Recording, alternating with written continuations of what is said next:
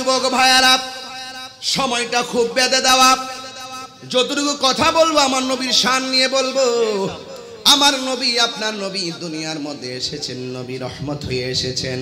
বন্ধুরে আমার, একটু দরদ মাখা শরীর নিয়ে বসে যান রে বাবা। আমার নবী মরণের আপন হবে, আমার নবী কবরের সাথী হবে, আমার নবী এমন একটা ময়দানে আপন হবে রে।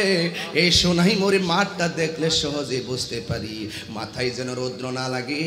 মুফতি গোলাম রব্বানী কাশিমি আপনাদের সন্তান উপরে তিরপালের ব্যবস্থা করেছে, মানুষ যেন মাটির মধ্যে বসে যেন কষ্ট না পায়, এই জন্য চেয়ারের ব্যবস্থা করেছে, ফ্যান দিয়েছে, লাইট দিয়েছে, সুন্দর একটা পরিবেশ করেছে। মাথার উপরে তিরপালটা কেন দিল? ও তাহির হুজুর, তিরপালটা দিয়েছে এই জন্যে মাথায় যেন সূর্য না লাগে, এই জন্য তিরপালটা দিয়েছে।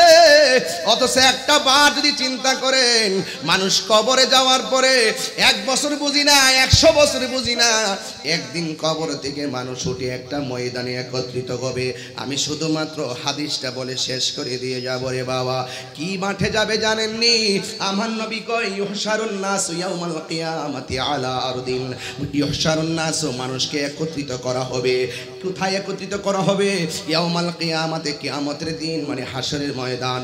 আলা আরদি, একটা জমিনের মধ্যে সকল মানুষদেরকে একত্রিত করা হবে। বাইদা আফরা, ওই ময়দানটা কেমন জানুনি গো? ওই ময়দানটা হবে একেবারে পুরা মাটির ময়দান। হাদিসের ভাষা বলছি, বাইদা আফরা, ওই ময়দানটা হবে পুরা মাটির ময়দান। কাকুরসাতিন নাকি, এই ময়দানটা এমন ময়দান, সোনাইমুড়ি তাকায়া দেখেন, রাস্তায় রাস্তায় গাছ আছে না নাই? আরো বড় করে আছে না নাই?